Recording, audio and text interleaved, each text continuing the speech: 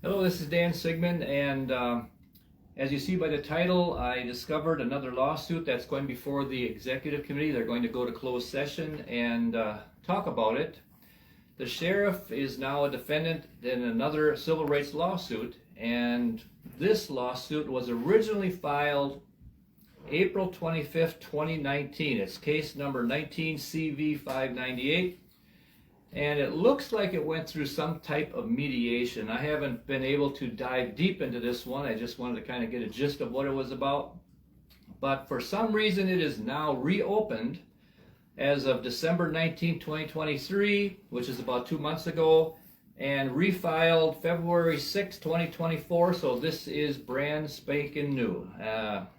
Old but new.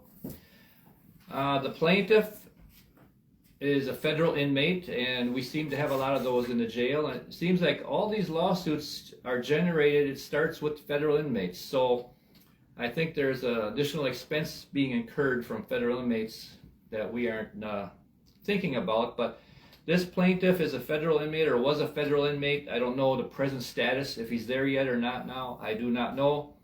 Represented by 5 lawyers. Count them, 1, 2, 3, 4, 5 lawyers are representing him to go through this lawsuit with him. And it's against Dodge County, of course, because he is the sheriff of Dodge County. It's against Dale Schmidt. It's against Anthony Bruger. And Samuel Hall is the lawyer that is representing them. He's the lawyer from our insurance company.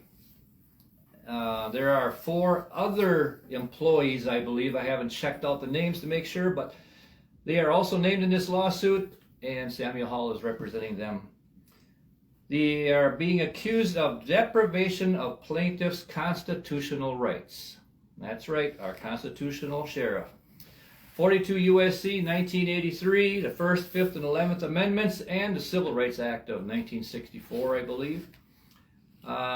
If you look into that case, you'll see something else that they're alluding to, that it was violated. The trial is requested to be by jury, and you know what's interesting is we always hear how much money the federal inmates are making for Dodge County. He has a contract with the federal government, ICE officials are involved, and all these lawsuits, and I think if you go back to the 40 or 41 that have been filed against the sheriff already, I believe most of them go back to the federal level of the inmates in the sheriff's department, in the jail. This is just one of 2 or 3 that are there right now. They're lawsuits that are currently open and active and not being spoken about, not being talked about. Now the question I ask sort of on the sideline here is, will the revenue generated by housing federal inmates, will that, I want to add something here. We house federal inmates, but then we don't have room for our own local inmates. They get farmed out to other county jails, I believe. I don't know which one or ones. But will the costs associated, first the general revenues manufactured by this contract, generated by this contract with the federal government, will that more than offset the costs we are seeing now because of these lawsuits? I mean, there's litigation costs, there's all kinds of things. And then insurance companies, they make sure they make money. We're going to maybe have elevated premiums.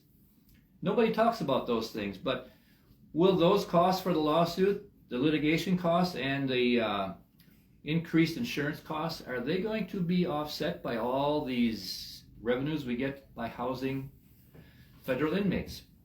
Maybe it's time to drop the federal inmate contract thing. Just take care of our own house, take care of our own inmates. We would have a lot less problems, I think. Now, maybe if we keep farming out our current federal, if we don't do the federal inmate thing and we still farm out our local inmates, do we need a jail?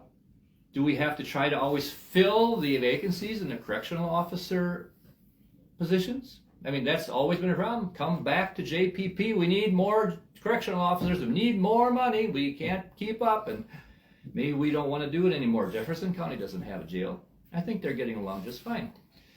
And Dodge County likes to do things like other counties, I have found out. So the Sheriff's Department budget then will drop substantially without all this additional revenue. And if we close the jail, it'll really drop. And the headaches will leave also. Now, we have to, because we're doing the federal inmates, we have to keep a doctor on site 24/7. Because nobody knows exactly when a federal inmate might be transported to the Dodge County facility, and when they get there, they have to be looked at right away. Oh, Ashley, I'm sorry. Guess what I didn't do?